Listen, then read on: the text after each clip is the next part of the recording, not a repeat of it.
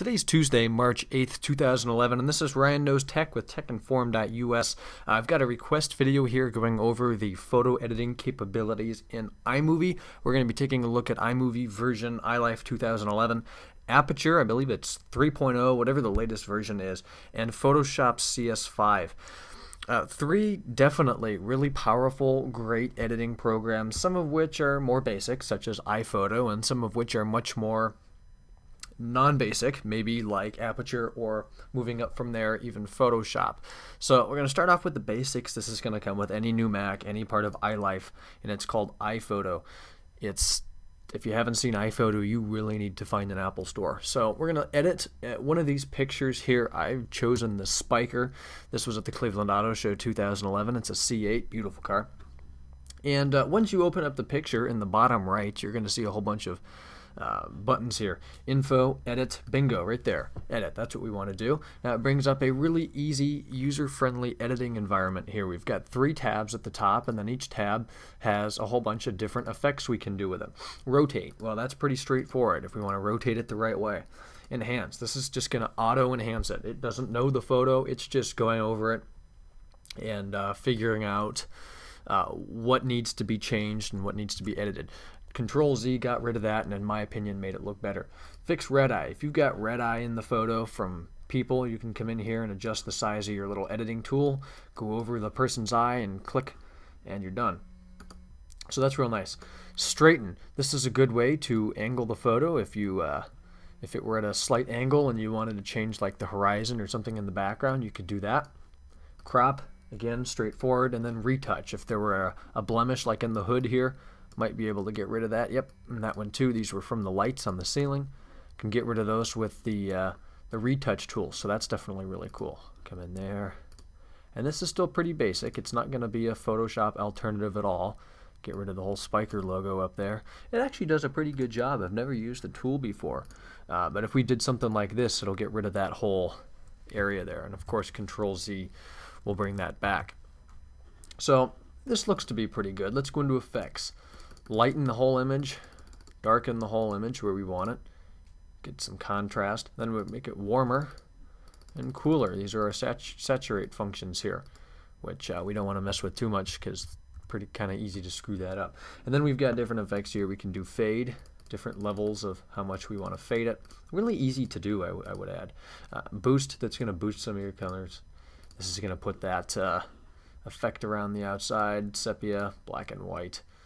Turn that off, and then there's the antique, which makes it look really old if you wanted that for some reason. But this is all really easy. And then adjust if you're familiar with terms like definition, highlight, shadow, sharpness, denoise, temperature, tint, saturation, contrast, and exposure.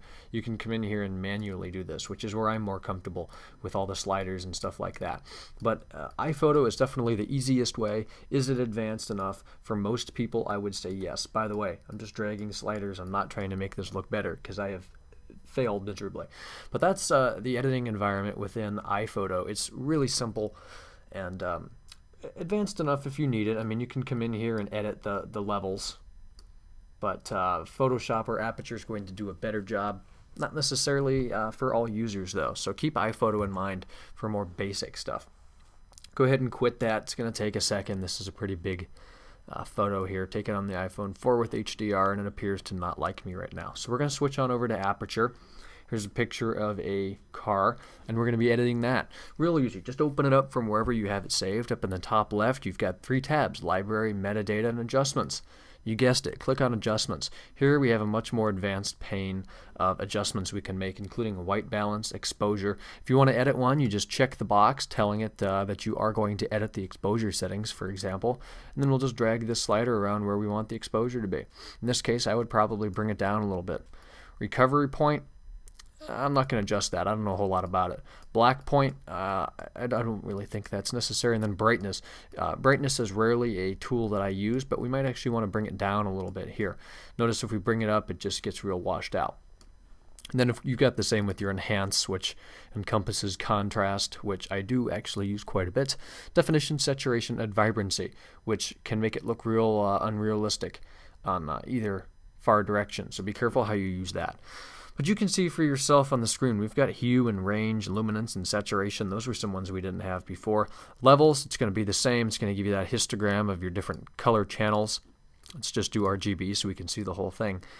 But this is a really nice editing environment that's definitely much more professional. You've got a lot more features, and it's no easier or no harder to use. So if you can afford Aperture, you can find it, you know what I mean, then definitely Aperture is a great way to go. And the third way here is with Adobe Photoshop. This is CS5. I've opened a file here that I have edited before many times. I just opened it here as scenery4.jpg. Remember to unlock your background layer. Tons of people say, I can't do anything with it. Well, you forgot to unlock your background layer.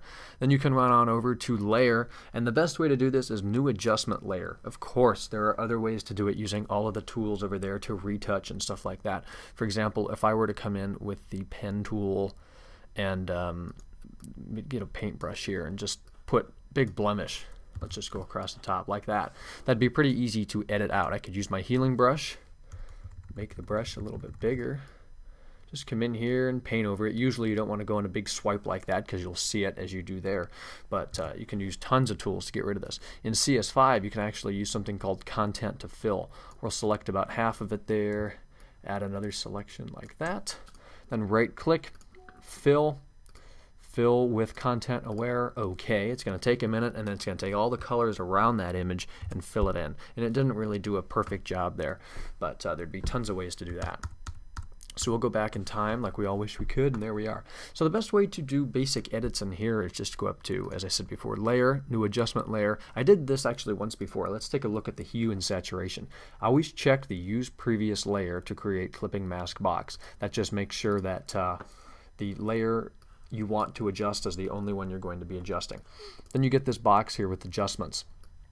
Drag the sliders around until you find something that looks good. I mean, right now we're totally changing the entire color scheme of this document. I mean, we can make the sky freaking red and green. It looks awesome. There's purple.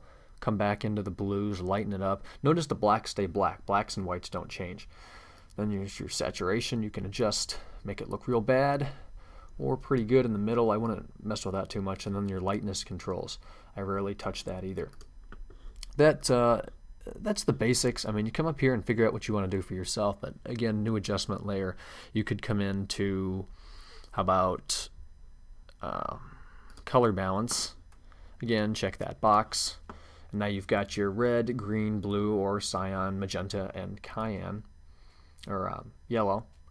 Come in here and adjust these individually. Go towards red a little bit more, maybe some blue. Throw that the green way. Nah, too far. And how about some blue that way? Nah, looked better before. But Photoshop is definitely the best way to go for somebody that's comfortable in Photoshop and that really wants to do more than basic edits. It's also the hardest thing, in my opinion, to learn what all the different tools and masks do. But once you get it and once you're comfortable in it, you can really do a lot more in Photoshop than you can in Aperture and iPhoto. So I hope this video helps some people out there. Check out our website, techinform.us. We've got a little bit of Photoshop stuff on there and more to come. And I also have a big 20-something minute Photoshop video. If you don't know how to use it, be sure to check that out on my channel. I'll try to put a link down below. That's going to go over a lot of the basics and into, I think I did cover adjustment layers in that video. So long video, but that went over a lot of the Photoshop basics. Again, thanks for watching. Subscribe if you like the content. My Twitter is twitter.com/JamesRSchultz. And Tuesday nights we host a live web show between 8 and 9 p.m. Eastern Time on ustream.tv/techinformus. See you guys there or in Wednesday's video. Bye-bye.